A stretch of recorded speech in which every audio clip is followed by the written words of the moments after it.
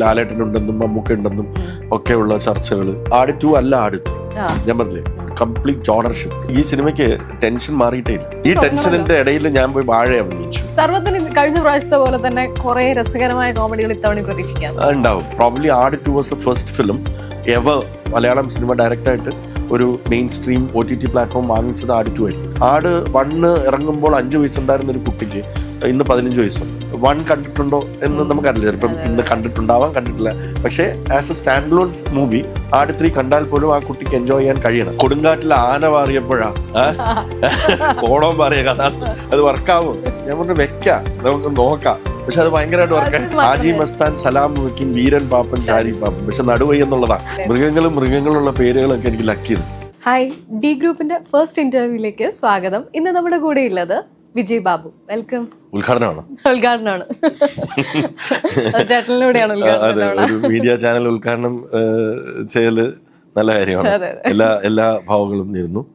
May this channel grow day by day and reach and start monetizing soon. Yes, D ഗ്രൂപ്പിന്റെ ഭാഗത്തുനിന്ന് എല്ലാവരുടെ ഭാഗത്തുനിന്നും thank you. അതും ആട് 3 തുടങ്ങുന്നത് എന്നുള്ള ഒരു സന്തോഷമാണ്. ആട് 3 പറയുമ്പോൾ നമുക്കൊക്കെ പ്രൊഡ്യൂസർ വിജയ് ബാബു ഉണ്ട്. പക്ഷെ എനിക്കൊന്ന് സാധാരണ പ്രേക്ഷകന് പണ്ട് തൊട്ട് സർവത്ത് ഷമീറാണ് ആടും വിജയ് ബാബുമായിട്ടുള്ള ഫസ്റ്റ് കണക്ഷൻ എന്ന് പറയുന്നത്. 3 പാർട്ടായിട്ട് ഈ 2 റോളും പ്ലേ ചെയ്യാണ്. എങ്ങനെ ഉണ്ടായിരുന്നു ഈ 3 പാർട്ട് ആലോചിക്കുമ്പോൾ? നമ്മൾ ആദ്യം സർവത്താവുന്നതും ഒരു പ്രൊഡ്യൂസർ ആദ്യം സർവത്താവുമ്പോൾ നമ്മൾ അതുവരെ ഒരു ഹ്യൂമർ കഥാപാത്രം സ്ക്രീനിൽ കണ്ടിട്ടുണ്ടായിരുന്നില്ല. അപ്പം എനിക്ക് ഹ്യൂമർ ചെയ്യണം എന്നുള്ള ആഗ്രഹം ഇങ്ങനെ മനസ്സിൽ നിലനിന്നിരുന്നു. അങ്ങനെയാണ് മിഥുനി സബ്ജക്റ്റുമായിട്ട് വരുമ്പോൾ ഒരു ഷോർട്ട് ഫിലിം ചെയ്യാന്ന് പറഞ്ഞിട്ട് വരുമ്പോൾ, എന്നാൽ ഷോർട്ട് ഫിലിമിലൂടെയെങ്കിലും നമുക്കിതൊന്ന് ട്രൈ ചെയ്യാന്ന് പറഞ്ഞാൽ എനിക്ക് അപ്പോൾ വന്നുകൊണ്ടിരുന്ന എല്ലാം സീരിയസ് കഥാപാത്രങ്ങൾ. അത് ബേസിക്കലി എൻ്റെ കോർപ്പറേറ്റ് ഹിസ്റ്ററി അല്ലെങ്കിൽ അങ്ങനെ ഒരു സീരിയസ് പേഴ്സൺ എന്നുള്ള രീതിയിൽ അത് വന്ന് അതിലങ്ങ് സ്റ്റീരിയോ ടൈപ്പായി പോകും എന്നുള്ള രീതിയിൽ വരുമ്പോഴാണ് ആടെന്ന് പറയുന്ന ഷോർട്ട് ഫിലിം വരുന്നത്. എന്നാൽ ട്രൈ നോക്കാം, ഇതിന് ഡയറക്ഷൻ ട്രൈ ചെയ്യാം, എനിക്ക് ആക്ടിങ് ഒന്ന് ട്രൈ ചെയ്യാം, ഹ്യൂമർ പിടിക്കാം എന്ന് പറഞ്ഞ് അത് പിന്നെ പറഞ്ഞ് ഫീച്ചറായി അത് വലിയൊരു സിനിമയാവുകയും അതിൽ ഷർബത്ത് ഷമീർ എന്ന കഥാപാത്രം ഞാൻ ചെയ്യാം എന്ന് ഭയമുണ്ടായിരുന്നു. കാരണം അതിനൊരു സ്കെച്ചും ഇതിന് തന്നിരുന്നെങ്കിലും അത് ബാക്കി അതിനൊരു മാനറിസം എന്താണെന്നുള്ളത് ഞാൻ എത്തിയിട്ടുണ്ടായിരുന്നില്ല. ഇച്ചിരി ലൗഡാണ് എന്നുള്ളത് ഞാൻ ഇതുവരെ ലൗഡ് ക്യാമറയ്ക്ക് മുമ്പിൽ ചെയ്തിട്ടില്ല. നമ്മൾ സുഹൃത്തുക്കളായിട്ടിരിക്കുമ്പം വെറും മിമിക്രിയോ ഒക്കെ കാണിക്കുന്നതാണ് അതിനനുസരിച്ച് ലൗഡാവുക എന്നല്ലാതെ. അപ്പോൾ ആണ് ഡബിൾ ബാരൽ എന്ന് പറയുന്ന സിനിമ എനിക്ക് വരുന്നത്. അപ്പോൾ ഞാനത് ലിജോട് പറഞ്ഞ് എനിക്ക് എന്തായാലും ഇതിനകത്ത് അഭിനയിച്ചേ പറ്റുള്ളൂ, അത്രയും ഫ്രണ്ട്ഷിപ്പും ഫ്രീഡവും എനിക്ക് ഉള്ളതുകൊണ്ട് അങ്ങനെ പറയുന്നത്. നിങ്ങൾക്ക് ഒരു കഥാപാത്രമുണ്ട്, അതും സീരിയസ് കഥാപാത്രം, അതും അപ്പുറത്തെ മറ്റേ വില്ലൻ ഗ്യാങ്ങിലുള്ള ഒരു കഥാപാത്രം.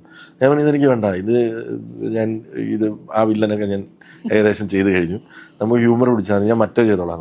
ലിജോ ഒന്ന് ആലോചിച്ചിട്ട് ശരി ട്രൈ ചെയ്യാം എന്നുള്ള രീതിയിലാണ്. പിന്നെ ലിജോ തന്നെ ചില ഇത് ലൗഡാണ് എന്നൊക്കെ പറഞ്ഞ് അത് കണ്ടപ്പോൾ ലിജോയുടെ കയ്യിൽ നിന്ന് ഒരു അപ്രിസിയേഷൻ കിട്ടി. ഷൂട്ട് ഫുട്ടേജ് അവിടെ നിന്ന് നേരെയാണ് ആടിലേക്ക്. അപ്പോൾ ആ ഒരു കോൺഫിഡൻസ് ഒക്കെ ക്യാമറയ്ക്ക് മുമ്പിൽ ഇതെനിക്ക് ലൗഡായിട്ട് ചെയ്യാൻ പറ്റും എന്നുള്ള കോൺഫിഡൻസിൽ ഞാൻ ചില മാനറിസംസ് ഞാൻ ഇതിനുമായിട്ട് കൺസൾട്ട് ചെയ്തിട്ട് അങ്ങനെയാണ് ഷമീറിലേക്ക് എത്തുന്നത്. കണ്ടപ്പോൾ ഐ വാസ് റിയലി സ്കേർഡ്. എനിക്ക് സ്ക്രീനിൽ വന്ന് ഇത് എന്നെ ആക്ടർ എന്നുള്ള രീതിയിലല്ല, ഒരു കോർപ്പറേറ്റർ എന്നുള്ള രീതിയിൽ മാത്രം അറിയാവുന്ന ഒരുപാട് സുഹൃത്തുക്കൾ. അപ്പം അവര് ആദ്യമായിട്ട് വിളിച്ച് അപ്രീഷിയേറ്റ് ചെയ്ത ഒരു ക്യാരക്ടറാണ്. കാരണം ഇപ്പൊ നീന എന്ന് പറയുന്ന സിനിമയിൽ ഞാൻ അത് എല്ലാവരും അങ്ങനെ എന്നെ കണ്ടിട്ടുണ്ട്. ഞാൻ ചാനലിൽ വർക്ക് ചെയ്യുമ്പോഴൊക്കെ ഉള്ള ഒരു മാനറിസം തന്നെയാണ് അതിനകത്ത് പിടിച്ചിരിക്കുന്നത്. അല്ലെങ്കിൽ മങ്കിപ്പൻ എന്ന് പറഞ്ഞ സിനിമയിൽ നോക്കുകയാണെങ്കിലും അതിലൊരു ടീച്ചർ, അപ്പം എഗെയിൻ കുറച്ചൊക്കെ ഇംഗ്ലീഷും മലയാളവും മിക്സ് ചെയ്തിട്ടുള്ള ഒരു ഭാഷയും ഒക്കെ കാര്യങ്ങളുമാണ് ചെയ്തിരിക്കുന്നത്. അപ്പം ആട് ഇറങ്ങിയിട്ടാണ് എന്നെ ചില പ്രൊഡ്യൂസർ ഫ്രണ്ട്സ് ഒക്കെ വിളിച്ചിട്ട് നിങ്ങൾ ആക്ച്വലി ഒരു ആക്ടറായി, നിങ്ങൾ നന്നായി ചെയ്തിട്ടുണ്ട്, നല്ല രസമായിട്ട്. അത് ഹ്യൂമർ കൈകാര്യം ചെയ്യാൻ അത്ര ഈസി അല്ല. ഹ്യൂമർ നമ്മൾ നന്നായിട്ട് കൈകാര്യം ചെയ്യുമ്പോഴാണ് നമുക്ക് ഒരു ആക്ടറായി എന്നുള്ള ഒരു ആളുകൾ നമുക്ക് അക്സെപ്റ്റ് ചെയ്യുന്നത്. ആ അക്സെപ്റ്റൻസ് നമുക്ക് ആട് 1 കിട്ടിയിരുന്നു. അത് കിട്ടിയതിന്റെ കോൺഫിഡൻസ് ഇമ്മീഡിയറ്റ്ലി 1 വർഷം കഴിഞ്ഞപ്പോൾ തന്നെ ആട് 2 ഷൂട്ട്. ആ കോൺഫിഡൻസ് ആട് 2 കുറച്ചും കൂടെ ലെങ്തിയർ റോളാണ്, കുറച്ചും കൂടെ പഞ്ച് ഡയലോഗ്സ് ഒക്കെ അതിനകത്ത് മിഥുൻ എനിക്ക് തന്നു, അല്ലെങ്കിൽ നമ്മൾ ഇട്ടു എന്ന് വേണമെങ്കിൽ പറയാം. അപ്പൊ ആട് 2-ല് കുറച്ചും കൂടെ കോൺഫിഡൻസ് ആ ക്യാരക്ടറിലേക്ക് വന്നു. അങ്ങനെ 3-ലേക്ക് എത്തുമ്പോൾ നമുക്ക് യൂസ്ഡ് ആണ്, നമുക്ക് ആ ക്യാരക്ടർ നമ്മുടെ ഉള്ളിലുണ്ട്. പക്ഷെ അത്രയും ഒരു ഫ്രീഡം എനിക്ക് 2-ന്റെ അത്രയും ഒരു ഫ്രീഡം എനിക്ക് ഉണ്ടായിരുന്നില്ല. ഫ്രീഡം എന്ന് പറയാൻ പറ്റില്ല, ഒരു മൈൻഡ് സ്പേസ് എന്ന് വേണമെങ്കിൽ പറയാം. അത്രയും വലിയ ബഡ്ജറ്റ്, അത്രയും വലിയൊരു പ്രൊഡ്യൂസർ റോൾ ഇസ് ബിഗർ. അതിൽ പ്രൊഡ്യൂസർ റോള് എന്ന് പറയുന്ന ഒരു ഇച്ചിരി കൂടെ ടെൻഷൻ പിടിച്ചാണ്. എൻ്റെ മുഖത്തത് കാണാം, ഇപ്പോഴും ഉണ്ട്. ഇപ്പോൾ അതായത് ഈ സിനിമയ്ക്ക് ടെൻഷൻ മാറിയിട്ടേ ഇല്ല. അതായത് ആദ്യം തൊട്ടിട്ട് മഴ ഇത് ഇപ്പോഴും ഈ മൊമെന്റിൽ നമ്മൾ ഇരിക്കുമ്പോഴും ഇങ്ങനെ നമ്മൾ അൺഎക്സ്പെക്ടഡ് ആയിട്ടുള്ള ഒരു ടെൻഷനിലൂടെ പോയിക്കൊണ്ട് GCC കൺട്രീസ് നടക്കുന്ന പോലെ. അപ്പം ഈ സിനിമയുടെ ചിലപ്പം ടെൻഷൻ എന്ന് പറയുന്നത് ഈ സിനിമയുടെ ഭാഗമായിരിക്കാം. അപ്പം അതിനകത്ത് ഞാൻ എൻ്റെ കഴിവിൻ്റെ പരമാവധി ഞാനത് പുൾ ഓഫ് ചെയ്യാൻ ശ്രമിച്ചിട്ടുണ്ട്. ഞാൻ തന്നെ മിഥുനോട് അങ്ങോട്ട് പറഞ്ഞു, എടോ എഡിറ്റ് ചെയ്യാൻ പോകുന്ന സീൻ വല്ലതും ഉണ്ടെങ്കിൽ വെറുതെ ഷൂട്ട് ചെയ്യണ്ട, ഞാൻ എൻ്റെ സീന് ഞാൻ പറഞ്ഞു ഇത് 2 വേണ്ട, ഇത് പോവും, ഇത് കഥാപരമായിട്ട് നമുക്ക് വേണ്ട എന്ന് പറഞ്ഞ് അങ്ങോട്ട് വിളിച്ചിട്ട് ഒരു ആക്ടറും പറയുന്ന കാര്യമല്ല, ഓരോ ആക്ടറും പറയുന്ന കാര്യം അവർ ഇരിക്കട്ടെ എന്ന് പറഞ്ഞ് കാല് പിടിച്ചത് വെക്കാനാവില്ല. ഞാൻ അങ്ങോട്ട് വിളിച്ച് പറഞ്ഞു ഇത് വേണ്ട. അങ്ങനെ ഞാൻ തന്നെ എൻ്റെ സീനുകൾ 2 ഷൂട്ട് ചെയ്യുന്നതിന് മുമ്പ് എഡിറ്റ് ചെയ്ത് തുടങ്ങി. ബിക്കോസ് ഒന്ന് ലെങ്ത് കൂടുന്നു എന്നുള്ളത് എനിക്ക് മാത്രമേ അറിയുള്ളൂ. 2 എനിക്ക് അങ്ങനെ സ്ട്രെസ്സായി തുടങ്ങി ഉണ്ടാവുമ്പോഴും. അങ്ങനെ എന്തായാലും 2 മാനറിസം ഉള്ള 2 കഥാപാത്രങ്ങളാണ്. 2ഉം എന്നാൽ കഴിയുന്ന വിധം ചെയ്തിട്ടുണ്ട് എന്നുള്ളതാണ് വിശ്വസിക്കുന്നത്. ഈ ഫ്രാഞ്ചൈസി നോക്കി കഴിഞ്ഞ 3 പാർട്ടിലും എപ്പോഴാണ് സർവത്ത് കാരണം ഏറ്റവും ടെൻഷൻ അടിച്ചൊരു സീനൊക്കെ ഉള്ളത്? ഇത് എങ്ങനെ ഞാൻ ചെയ്യും? ഓവർ ദ ടോപ്പാണ് പെർഫോമൻസ്. അതെ അത് ആട് 2-ലായിരുന്നു അത് ആദ്യമായിട്ട്. ആട് 2-ൽ ഒരു 12 ദിവസം ഒരുമിച്ച് മഴ കിട്ടി. ആർട്ടിസ്റ്റ് ഡേറ്റ്സ് ഭയങ്കരമായിട്ട് കൺഫ്യൂഷനായി. അപ്പം ഇതിനൊരു സ്വഭാവമുണ്ട്, ഈ ആർട്ടിസ്റ്റ് ഡേറ്റ് കുഴപ്പമില്ല നമ്മുടെ ഹോം ആക്ടറിനെ വിളിക്കും. അതായത് ഏറ്റവും ടെൻഷൻ അടിച്ചിരിക്കുന്ന ഇടത്താണ് നമ്മൾ അവിടെ ഡേറ്റ് നോക്കണോ മഴ നോക്കണോ എന്ന് പറഞ്ഞപ്പം ഇരുമ്പ് അബ്ദുള്ളയുടെ അത് മഴ നമ്മൾ വണ്ടിയിൽ കയറി ഞങ്ങൾ അങ്ങ് ട്രാവൽ ചെയ്യാം. വണ്ടിയിൽ കയറി മഴയില്ലാത്തടത്ത് പോയി നിർത്തി ഷൂട്ട് ചെയ്യാം, എവിടെ വേണമെങ്കിലും ചെയ്യാമല്ലോ. അങ്ങനെ വണ്ടിയിൽ ആ ജീപ്പിൽ കയറി ട്രാവൽ ചെയ്ത് വേണ്ടിയിട്ട് ഒരിടത്ത് എത്തിയപ്പോൾ മഴയില്ല. ഇവിടെ നിർത്തിയപ്പോൾ ക്യാമറ സെറ്റ് ചെയ്യും. അവിടെ സെറ്റ് ചെയ്തിട്ട് അപ്പോൾ അവിടെ നടക്കുന്ന എന്താണെന്ന് നോക്കാൻ വേണം. അവിടെയാണ് ഇതൊരു അനോണിമസ് കോളാണ്, ഓ പേര് പറയണ്ട കാര്യം പറഞ്ഞാൽ മതി എന്ന് പറയണത്. അത് ഒരു 10 മിനിറ്റ് കൊണ്ട് ചെയ്തു തീർക്കുന്ന സീനാണ്. പക്ഷെ അത്രയും മഴ അവിടെ നടക്കുമ്പോൾ അവിടെ ഷൂട്ട് നടക്കാത്തതുകൊണ്ട് ഞങ്ങൾ വണ്ടി എടുത്ത് വന്നിരിക്കുകയാണ്. അപ്പൊ അവിടെ എന്താ നടക്കുന്നത് എന്നുള്ളൊരു ടെൻഷൻ നമ്മുടെ കയ്യിലുണ്ട്. ആട് 3-ലെന്ന് പറഞ്ഞാൽ ഈ പ്രസന്റ് കാലഘട്ടം ഷൂട്ട് ചെയ്യുമ്പോൾ മൊത്തം കുഴപ്പമില്ല എനിക്ക്. ബിക്കോസ് ഓൾറെഡി കയ്യിൽ നിന്ന് പോയിരിക്കുകയാണ്. അത് ഫസ്റ്റ് ഡേയും ഇതേപോലെ ഞങ്ങൾ വലിയ സെറ്റ്, ഏറ്റവും വലിയ എൻ്റെ ഷോട്ടാണ് ഫസ്റ്റ് ഡേ. അപ്പം അത് ഒരിക്കലും മഴ പെയ്യേണ്ടാത്ത സമയമാണ്. മെയ് മിഡിലൊന്നും അങ്ങനെ മഴ തുടങ്ങാറില്ല. ഒരു മെയ് എന്തൊക്കെ ആവും.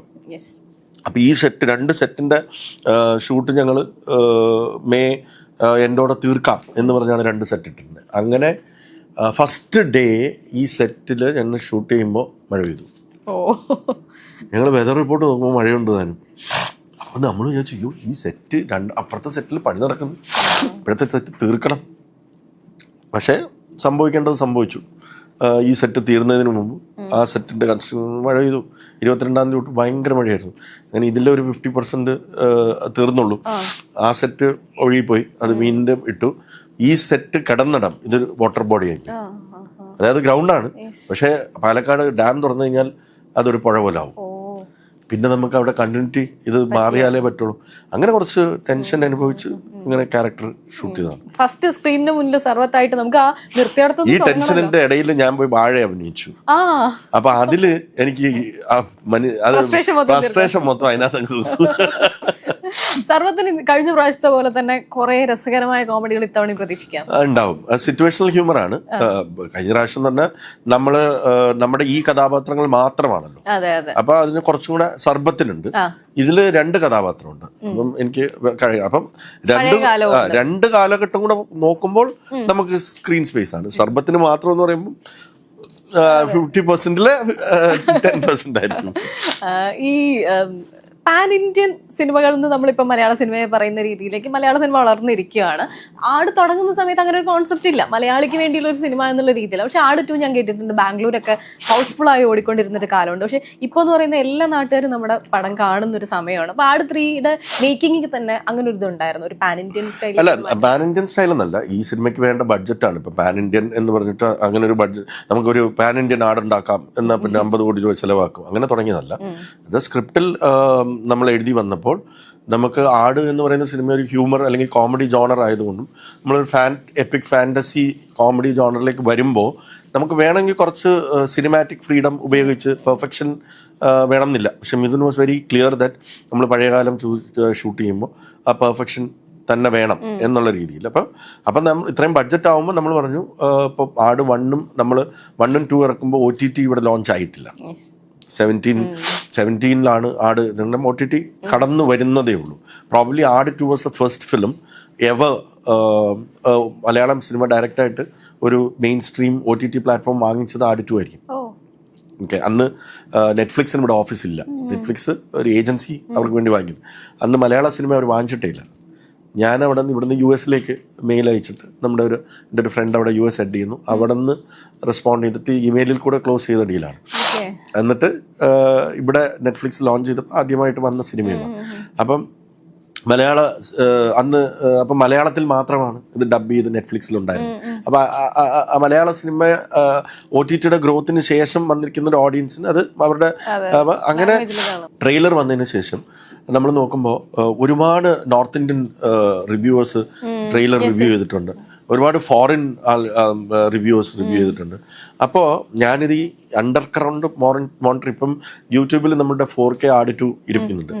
അപ്പം നമ്മൾ നോക്കുമ്പോൾ ട്രെയിലർ വന്നതിന് ശേഷം there is a lot of audience അങ്ങോട്ട് അത് മോണിറ്റർ ചെയ്യുമ്പോൾ every day you can see around 10,000 20,000 30,000 ആ വ്യൂവേഴ്സ് കൂടുന്നുണ്ട്.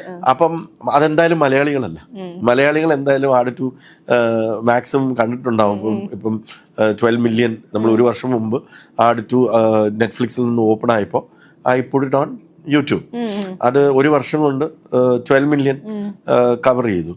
അപ്പൊ അത് മലയാളികളുടെ റിപ്പീറ്റ് വ്യൂവർഷിപ്പ് ആയിരിക്കാം എന്ന് നമ്മൾ കരുതുന്നു. പക്ഷെ ഈ ട്രെയിലറിന് വന്നതിന് ശേഷം വരുന്ന audience primarily I feel it is non Malayalis. അപ്പൊ അവർക്കൊരു ഇൻട്രസ്റ്റ് വന്നിട്ടുണ്ട്. അത് കൂടാതെ തന്നെ നമ്മൾ ആദ്യം തന്നെ ഒരു സിറ്റുവേഷൻ പറഞ്ഞു പോകുന്നുണ്ട്. കുറേയൊക്കെ ഓഡിയൻസിന് ഈ ക്യാരക്ടേഴ്സിന്റെ മാനറിസം മനസ്സിലാക്കാണ്. ഈ ക്യാരക്ടേഴ്സിന് ഒരു നായകനെ നടുവയ്യെന്നും ക്ലീറ്റസിന് കിളിയില്ലെന്നും എന്നുള്ള മാനറിസമാണ് ഇതിന്റെ മെയിൻ ഈ കഥയിലേക്ക് വരാനുള്ള, ബിക്കോസ് ഇത് ഫ്രാഞ്ചൈസി ആണ്. ആ കാര്യങ്ങൾ മനസ്സിലാക്കിയാൽ ഈ സ്റ്റോറി ഏതൊരു ഓഡിയൻസിനും ഫോളോ ചെയ്യാം. കാരണം ഞങ്ങളത് ചെയ്യാനുള്ള കാരണം തന്നെ ആട് 1 ഇറങ്ങുമ്പോൾ 5 വയസ്സുണ്ടായിരുന്ന ഒരു കുട്ടിക്ക് ഇന്ന് 15 വയസ്സുണ്ട്. അപ്പൊ അന്ന് അവൻ ആട് 1 കണ്ടിട്ടുണ്ടോ എന്ന് നമുക്കറിയില്ല. ചിലപ്പം ഇന്ന് കണ്ടിട്ടുണ്ടാവാം, കണ്ടിട്ടില്ല. പക്ഷേ as A stand loan movie ആട് 3 കണ്ടാൽ പോലും ആ കുട്ടിക്ക് എൻജോയ് ചെയ്യാൻ കഴിയണം. അവർക്ക് പെട്ടെന്ന് ക്യാച്ചപ്പ് ചെയ്യാം. ഇപ്പം പാപ്പന് നടുവ് എന്നുള്ളത് അവര് പെട്ടെന്ന് ക്യാച്ചപ്പ് ചെയ്യും, മലയാളി ആയതുകൊണ്ട്. പല വട്ടം 2-3 വട്ടം തുടക്കത്തിൽ തന്നെ പറഞ്ഞ് പോകുന്നതുകൊണ്ട് അവർ ക്യാച്ചപ്പ് ചെയ്യും. ഇപ്പം ധർമ്മജന്റെ ക്യാരക്ടറിന് ചെറിയ പ്രശ്നമുണ്ടെന്നുള്ളത് ആ സ്വഭാവത്തിൽ നിന്ന് തന്നെ അവർ ക്യാച്ചപ്പ് ചെയ്യും. അതുകൊണ്ട് അവർക്ക് കാണാൻ പറ്റുന്ന രീതിയിൽ തന്നെയാണ് ആട് 3 എടുത്തിരിക്കുന്നത്. വേറൊരു ചേഞ്ച് വന്നിട്ടില്ല. ഇപ്പൊ ഈ പറഞ്ഞ പോലെ ആട് 1 ഇറങ്ങുമ്പോൾ ഞങ്ങൾ ടീനേജ് ആയിരുന്നു. ഇപ്പൊ പുതിയ കുട്ടികൾ എന്ന് പറയുന്ന വേറൊരു ജനറേഷൻ തന്നെ നമുക്ക് പറയാൻ പറ്റുന്ന രീതിയിലാണ് ആട് 3 ഇറങ്ങുന്നത്. അപ്പൊ ആ ഒരു ജനറേഷൻ ഡിഫറൻസ് ഉണ്ടല്ലോ 100%. അത് ഇന്നത്തെ ഓഡിയൻസ് ഒരു ഇന്റർനാഷണൽ കൾച്ചറിലേക്ക് എക്സ്പോസ് ആയിപ്പെട്ടിരിക്കുന്നു. അവര് എക്സ്പെക്ട് ചെയ്യുന്നത് ഒരു normal has become boring for the new generation. Normal സിനിമകൾ നമ്മളിപ്പം ആട് 2 എടുത്ത പോലെ ഇപ്പം കുറെ ഓഡിയൻസ് പറയാം ഞങ്ങൾക്ക് മറ്റൊന്ന് മതി എന്ന് പറയാം. പക്ഷെ അത് നമ്മുടെ ന്യൂ ജനറേഷൻ അക്സെപ്റ്റ് ചെയ്യുമെന്നുള്ളതൊക്കെ ആ ടൈപ്പ് ഓഫ് കോമഡി അല്ല അവർ എൻജോയ് ചെയ്യുന്നത്. ഇപ്പൊ പടക്കളം എന്ന് പറയുന്ന സിനിമ എൻ്റെ അമ്മയെ കാണിച്ചാൽ അമ്മയ്ക്ക് ചിലപ്പോൾ അത് മനസ്സിലാവണമെന്നില്ല, പക്ഷെ അതും ഹിറ്റാണ്. ഞാൻ ഒരു ബീറ്റ ഓഡിയൻസിനെ പടക്കളം കാണിച്ചപ്പോൾ അതിൽ പല ഏജ് ഗ്രൂപ്പ് ഉണ്ട്. ആ ഏജ് ഗ്രൂപ്പിൽ അവർക്ക് ഈ സെക്കൻഡ് ഹാഫിലുള്ള ആ ചേഞ്ച് അല്ലെങ്കിൽ ആ ക്യാരക്ടർ ചേഞ്ച് ഫോളോ ചെയ്യാൻ ഭയങ്കര ബുദ്ധിമുട്ടാണ്. പക്ഷെ ന്യൂജൻ അത് ക്യാച്ച് ചെയ്യും. അവർക്ക് ചിന്തിക്കുന്ന സിനിമകളോടാണ് താല്പര്യം, കുറച്ചും കൂടെ ചിന്തിച്ച് അതിന്റെ കൂടെ ട്രാവൽ ചെയ്യണം. അപ്പൊ ആട് 3 അങ്ങനെ തന്നെയാണ്. നമ്മൾ അത് ഒരു ശ്രദ്ധ മാറിയാൽ ചിലപ്പോൾ കഥയിൽ നിന്നും ചിന്തിച്ച് തന്നെ പോകുന്ന രീതിയിൽ തന്നെയാണ്. അപ്പൊ ഒരു ഇന്നത്തെ ജനറേഷന് അല്ലെങ്കിൽ യങ്ങർ ജനറേഷന് കുറച്ചും കൂടെ റിലേറ്റബിൾ ആയിട്ടുള്ള കഥയും അതിൻ്റെ ഫ്രെയിമും അതിൻ്റെ മാഗ്നിറ്റ്യൂഡും പിന്നെ ഹ്യൂമറും നമ്മൾ കഴിഞ്ഞ ആടിലുണ്ടായിരുന്ന പോലെ സ്ട്രെയിറ്റ് മീൻ ആ ഒരു സ്ലാബ് സ്റ്റിക്ക് പരിപാടിയാണോ പിടിച്ചിരിക്കുന്നത് അല്ല, എല്ലാം അതിൻ്റെ മിക്സ് ചെയ്തിട്ടാണ് നമ്മളത് ചെയ്തിരിക്കുന്നത്. ഒരു ഫാൻ ബോയുടെ FB കുറിപ്പ് എന്നൊക്കെ പറയാൻ പറ്റുന്ന രീതിയിലൊന്നും ഞാൻ വായിച്ചിട്ടുണ്ടായിരുന്നു. നിർമ്മൽ പാലാഴി അതിൽ ഇൻട്രസ്റ്റിംഗ് ആയി ബാബുവേട്ടൻ എന്നാണ് വിളിക്കുന്നത്. ബാബുവേട്ടനോട് ഞാൻ സംസാരിച്ചു, അങ്ങനെ ആട് 3 വിളിച്ചു, വലിയ ആഗ്രഹമായിരുന്നു എന്ന് പറഞ്ഞ ഒരു ലോങ് കുറിപ്പ് എഴുതിയിട്ടുണ്ട്. അതുപോലെ പുതിയ ക്യാരക്ടേഴ്സും ഇത്തവണ ഇൻട്രൊഡ്യൂസ് ചെയ്തിട്ടുണ്ട്. നമ്മള് ഇപ്പം കോട്ടയം പ്രദീപേട്ടൻ നമ്മളെ വിട്ടുപോയി, അപ്പോൾ അവിടെ ഒരു ഗ്യാപ്പ് ഉണ്ടായിരുന്നു. അങ്ങനെ അപ്പോൾ പുതിയ ക്യാരക്ടേഴ്സ് എന്നുള്ളത് ഇപ്പോൾ ആലിയ ബോൺ എന്ന് പറയുന്ന ഒരു ഫോറിൻ ലേഡി അതിനകത്ത് ഒരു പ്രധാനപ്പെട്ട കഥാപാത്രം. ബാക്കി എല്ലാവരും ചെറിയ ചെറിയ കഥാപാത്രങ്ങൾ വന്നു, അല്ലെങ്കിൽ എല്ലാം നമ്മുടെ പഴയ ആടിലുള്ള കഥാപാത്രങ്ങൾ തന്നെ. ഈ സർവത്തിന്റെ അല്ലാതെ മറ്റൊരാളുടെ ഡയലോഗ് എപ്പോഴെങ്കിലും ഈ ഡയലോഗ് എനിക്ക് പറയാൻ പറ്റിയിരുന്നെങ്കിൽ. അതൊക്കെ തോന്നുന്നുണ്ട്. അല്ല നമ്മുടെ സർബത്തിന് അത് ഇൻസ്പെക്ടർ ആയതുകൊണ്ടും ആ പുള്ളിയുടെ സിറ്റുവേഷൻ വേറെയാണെന്നും പാപ്പൻ ഗ്രൂപ്പിൽ നിന്നൊന്നും എനിക്ക് കടകടക്കേണ്ട കാര്യമില്ല. പേഴ്സണലി ഇപ്പൊ നമ്മളൊരു ആക്ടർ എന്നുള്ള രീതി ഇതെനിക്ക് അത് ഇതിലുള്ള മിക്കവാറും ഉള്ള കഥാപാത്രങ്ങളെല്ലാം അവരുടെ അപ്പോഴുള്ള സിറ്റുവേഷൻ അനുസരിച്ച് നമ്മളെല്ലാരും കൂടെ ഡിസ്കസ് ചെയ്തുണ്ടാക്കുന്ന ഡയലോഗ്സ് ആണ്. അപ്പൊ ആ സിറ്റുവേഷനിൽ ഏതാണോ ബെസ്റ്റ് അത് ഞങ്ങൾ ജോയിന്റ് ഡിസിഷൻസ് ഉണ്ടാവാറുണ്ട്. ഇപ്പം എനിക്ക് ഒരു ഡയലോഗ് കുറവുണ്ട്, എനിക്ക് ഫീൽ ചെയ്ത് ഇച്ചിരി കൂടെ ബെറ്റർ വേണമെന്നുണ്ടെങ്കിൽ ഞാൻ ചിലപ്പോൾ ജയസൂരിയോട് പോയി ചോദിക്കും, അല്ലെങ്കിൽ മിഥുനോട് പോയി ചോദിക്കും, അല്ലെങ്കിൽ ധർമ്മജനോട് ചോദിക്കും. അതേപോലെ തന്നെ അവരും തിരിച്ചിങ്ങോട്ടും ഇപ്പം നമ്മളെല്ലാവരും നമ്മുടെ കോൺട്രിബ്യൂഷൻ, അല്ല ഡിയർ ഇത് വേണ്ട, ഇത് ഇങ്ങനെ ഒന്ന് പറഞ്ഞു നോക്ക്, ഇങ്ങനെ ഒന്ന് പറഞ്ഞു നോക്ക് എന്നൊക്കെ പറഞ്ഞിട്ട് അതിൽ ആ സിറ്റുവേഷന്റെ ബെസ്റ്റ് ഡയലോഗ് അങ്ങോട്ടും ഇങ്ങോട്ടും കോൺട്രിബ്യൂഷൻ വരാറുണ്ട്. ഒരു വർക്കാവോ പിന്നെ ഞാൻ ആര് പറഞ്ഞാലും എനിക്ക് ഓക്കെയാ. അവിടെ ഞാൻ പ്രൊഡ്യൂസർ റോളിലേക്ക് എനിക്ക് കിട്ടും ആ ഡയലോഗ് അതിൽ ഉണ്ടായിരുന്നാ മതി. ഈ വർക്കാവോ ഇല്ലയോ സംശയത്തോടെ ഇങ്ങനെ നിന്നിട്ട് നമ്മൾ വെച്ചൊരു ഡയലോഗ് പിന്നെ വൻ ഹിറ്റ് ഉണ്ടായിട്ടുണ്ട് ഒരുപാട് വട്ടം. അത് ഇപ്പം കൊടുങ്കാറ്റിൽ ആന മാറിയപ്പോഴാ കോടം മാറിയ കഥ പറഞ്ഞ ഇത് പറഞ്ഞ ചേട്ടാ ഇച്ചിരി പഴയ കോമഡി ആള്, അത് വർക്കാവോ? ഞാൻ പറഞ്ഞു വെക്കാം, നമുക്ക് നോക്കാം, പക്ഷെ അത് ഭയങ്കരമായിട്ട് വർക്കായിട്ട്. അങ്ങനെ കുറെ കോമഡികൾ ഉണ്ടാവും അല്ലെ സ്പോട്ടില്. ഇംപ്രവൈസേഷൻ ഈ പലപ്പോഴും പഴയ ആക്ടേഴ്സ് ഒക്കെ പറഞ്ഞത് അപ്പുറത്തെ ആൾ ഇത് ഇംപ്രവൈസ് ചെയ്യുന്നത് നമ്മൾ എക്സ്പെക്ട് ചെയ്യുന്നില്ല, നമുക്ക് ചിരി വരും, പക്ഷെ ടേക്കാണ്, പിടിച്ചു നിൽക്കണം. മിക്കവാറും ഉള്ളവർ അങ്ങോട്ടും ഇങ്ങോട്ടും ഡിസ്കസ് ചെയ്യും, അത് നമ്മൾ അങ്ങോട്ടും ഇങ്ങോട്ടും ഡിസ്കസ് ചെയ്യും. എന്നാലും ചിലപ്പോൾ സ്പോട്ടിൽ ഒരു സാധനം ഇടും, അതിന് കൗണ്ടർ ചെയ്യാൻ കഴിവുള്ള ആക്ടേഴ്സ് ആണ് അവിടെ നിൽക്കുന്നത്. അപ്പൊ നമ്മളൊന്നും ഇട്ടാ തിരിച്ച് ഇങ്ങോട്ട് വരും, അതിന് നമ്മളും ചിരിക്കാതിരിക്കണമെന്നുള്ള രീതി നമ്മൾ അങ്ങനെ അത് ബിഹേവ് ചെയ്താണ് പോകുന്നത്. എന്തെങ്കിലുമൊക്കെ ആ സമയത്ത് വരും, അത് നമ്മൾ പ്രതീക്ഷിച്ചത് തന്നെയാണ് ആടിൽ നിൽക്കാറ്. ആട് അങ്ങനെ ഒരു മൂഡാണ്. ഈ തീം സോങ് ഒക്കെ ഓൾറെഡി സെറ്റ് ആയതുകൊണ്ട് ഇത്തവണ ഷാൻ റഹ്മാൻ ജോയിൻ ചെയ്യുമ്പോൾ പുള്ളിക്ക് കുറച്ച് ഈസി ആയിരുന്നു കാര്യങ്ങൾ. അല്ല, അതെല്ലാം റീ ഇൻസ്ട്രുമെന്റ് ചെയ്യണം, പിന്നെ പാടണം എന്നുള്ള രീതിയിൽ തന്നെയാണ്. പഴയ ഇൻസ്ട്രുമെന്റൈസേഷൻ അല്ലേ. അപ്പൊ കുറച്ചും കൂടെ ഷാൻ അത്യാവശ്യം നല്ല പണിയെടുത്തിട്ടുണ്ട്. ഷാനും ഡോൺ വിൻസെന്റും നല്ല പണിയെടുത്തിട്ടുണ്ട്. ഡോണാണ് കൂടുതലും പഴയ കാലത്തില് അതിലും ചെറിയ BGMs ക്രിയേറ്റ് ചെയ്തിട്ടുണ്ട്. അവർ രണ്ടുപേരും അത്യാവശ്യം നല്ല പണിയെടുത്തിട്ടുണ്ട്. ഒരു തീമും മാറ്റണ്ട, ഇപ്പൊ സർവത്താണെങ്കിലും അല്ലെങ്കിൽ ആരുടെയെങ്കിലും തീം മാറ്റണോ എന്നൊരു ചിന്ത. അത് അവരുടെ ക്യാരക്ടർ അല്ലേ. നമ്മളിപ്പോ ഹാജി മസ്താൻ സലാം വെക്കും, വീരൻ പാപ്പൻ ഷാരി പാപ്പൻ, പക്ഷെ നടുവൈ എന്നുള്ളതാണ് നേരെ ഓപ്പോസിറ്റ് ആണ്. അപ്പൊ അവരുടെ ക്യാരക്ടറിന്റെ ഒരു സാധനം നമ്മൾ അതിൽ കൂടെ പറഞ്ഞു പോകുന്നുണ്ട്. അപ്പൊ അത് മാറ്റണം. അല്ല, അവർ അങ്ങനെയാണെങ്കിൽ അവരുടെ മാനർസും മാറണ്ടേ. അബു ഭീകരൻ, കൊടും ഭീകരൻ, പക്ഷെ ഏറ്റവും പേടിയുള്ള ആൾ അബുവാണ്. അതിന്റെ നേരെ ഓപ്പോസിറ്റ് ആണ് ഇവരുടെ ഫുൾ BGM കിടക്കുന്നത്. അടുത്ത ഹൈപ്പ് അങ്ങ് പീക്കിലാണ് നിൽക്കുന്നത്. അപ്പൊ വേണു സാർ പറഞ്ഞിട്ടുണ്ടായിരുന്നു ഒരുപാട് ഹൈപ്പും അത്ര നല്ലതല്ല, പക്ഷെ ഇതിന്റെ ഇടയിൽ ഒരുപാട് റൂമേഴ്സ് വന്നു, ക്ലിയർ ചെയ്തു പ്രസ് മീറ്റിൽ. പക്ഷെ അതിന്റെ മുന്നേ തുടക്കത്തിൽ ഈ റൂമേഴ്സ് വരുമ്പോൾ നിങ്ങൾ ഒരിക്കൽ പോലും അത് ഡിഫെൻഡ് ചെയ്യാനൊന്നും നിന്നിട്ടില്ല, ഇങ്ങനെയൊന്നും ഇല്ല കേട്ടോ എന്ന് പറയാനൊന്നും നിന്നില്ല. അല്ല, അത് നമ്മൾ പറഞ്ഞ ആട് 2ന്റെ ഷൂട്ടിംഗ് നടക്കുമ്പോൾ തൊട്ട് ചില ലൊക്കേഷൻ സ്റ്റിൽസ് ഒക്കെ ഇവിടെ പോകുമ്പോൾ, അല്ലെങ്കിൽ പഴയ കാലത്ത് ചില സ്റ്റിൽസ് ഒക്കെ വെളിയിൽ പോകും.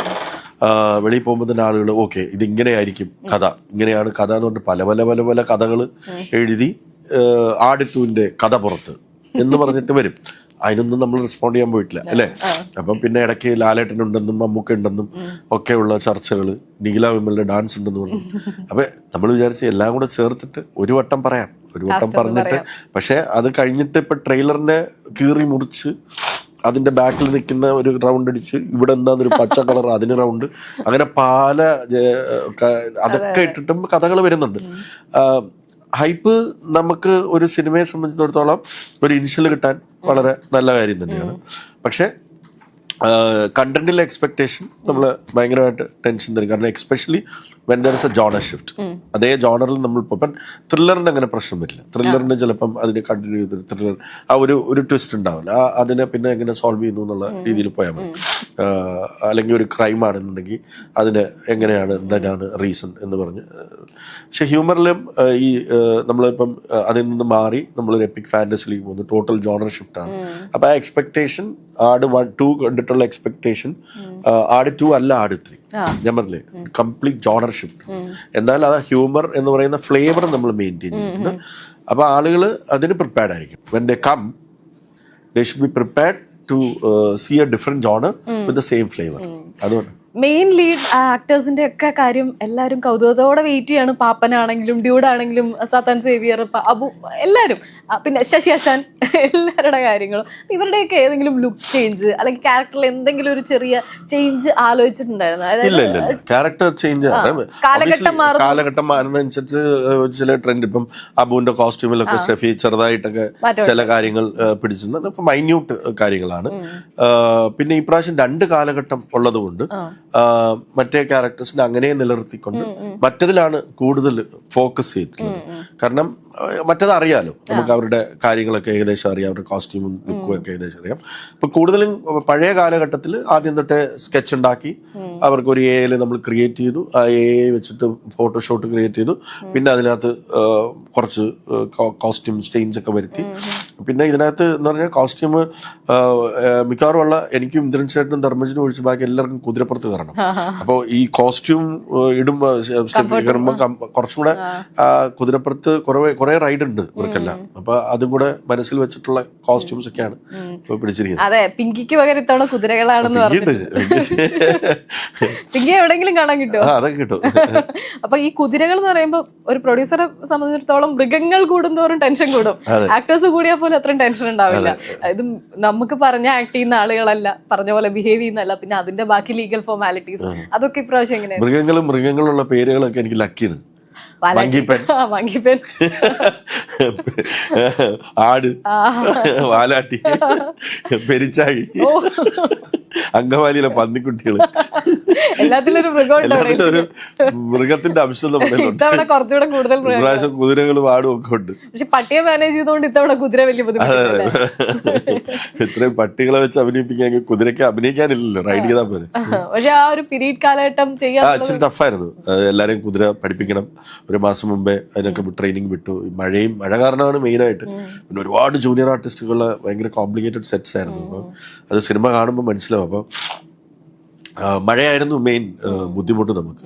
ബാക്കിയെല്ലാം പോയി, കുഴപ്പമില്ല. ഇപ്പൊ ഈ യുദ്ധം നടക്കുന്നതിൻ്റെതായ ബുദ്ധിമുട്ട് GCC കൺട്രീസിലുണ്ട്. അപ്പൊ ആ റിലീസിനെ പറ്റിയുള്ള ഒരു ടെൻഷൻ ഉണ്ട്. അല്ല, അതാണ് ഇപ്പൊ ഏറ്റവും വലിയ ടെൻഷൻ. മറ്റേ മഴയുടെ ടെൻഷനും ആ കാര്യമൊക്കെ മാറി. ഇപ്പം നമ്മൾ ഇത് അപ്രതീക്ഷിതമാണല്ലോ നമ്മളെ സംബന്ധിച്ചിടത്തോളം, പ്രത്യേകിച്ച് മലയാള സിനിമയെ സംബന്ധിച്ചിടത്തോളം. UAE മാർക്കറ്റ്, അതിനെല്ലാം ഉപരി നമ്മൾ ഇപ്പം ആദ്യമൊക്കെ ഇത് തുടങ്ങുമ്പോൾ ചെറിയ പ്രോബ്ലം എന്ന് വിചാരിച്ച് കുറച്ച് ദിവസങ്ങളിൽ സെറ്റിലായി. ഇപ്പം നമ്മൾ അതെല്ലാം മാറ്റി വെച്ചു. നമ്മൾ അവിടെ അവിടെ താമസിക്കുന്ന നമ്മുടെ ഫ്രണ്ട്സ് ആൻഡ് ഫാമിലി അവിടെയുണ്ട്. അതാണിപ്പം കൂടുതൽ നമ്മളെ ബോദർ ചെയ്യുന്നത്. അപ്പം ഒരുപാട് ഞാൻ താമസിച്ചിരുന്ന സ്ഥലമാണ്. അപ്പം ഒരുപാട് ഫ്രണ്ട്സ്, ഫാമിലി, ഇനിയും നമുക്ക് ഒരുപാട് മലയാളികൾ താമസിക്കുന്ന സ്ഥലമാണ്. അപ്പോൾ ഈ war is a big concern. We are closely monitoring. അപ്പം അങ്ങനെ ഒരു സിറ്റുവേഷൻ ഉണ്ടായാൽ എന്ത് ചെയ്യണം? പിന്നെ മലയാള സിനിമയെ സംബന്ധിച്ചിടത്തോളം കേരളം പോലെ തന്നെ ഈക്വൽ ആയിട്ടുള്ളൊരു മാർക്കറ്റാണ് മിഡിൽ ഈസ്റ്റ് എന്ന് പറയുന്നത്. അപ്പോൾ ഇങ്ങനെ ഒരു പാനിക് സിറ്റുവേഷനിൽ ആളുകൾ തിയേറ്ററിൽ പോകാൻ തയ്യാറാവുമോ, അതോ അങ്ങനെയൊക്കെയുള്ള കൺസേൺസ് നമുക്കുണ്ട്. ഓരോ ദിവസം കഴിയുന്നോറും അത് എസ്കലേറ്റ് ചെയ്ത് വരുന്നു.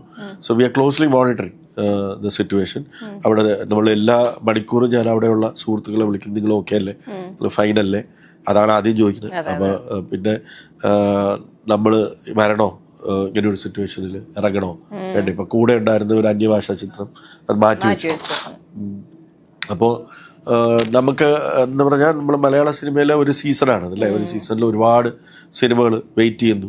അത് അവരും ഒരുപാട് പൈസ ഇൻവെസ്റ്റ് ചെയ്ത് വെയിറ്റ് ചെയ്യുന്നതാണ്. നമ്മളെല്ലാവരും കൂടെ പ്ലാൻ ചെയ്ത് വന്ന ഒരു ഡേറ്റാണ് നമുക്ക് March 19 എന്ന് പറയുന്നത്.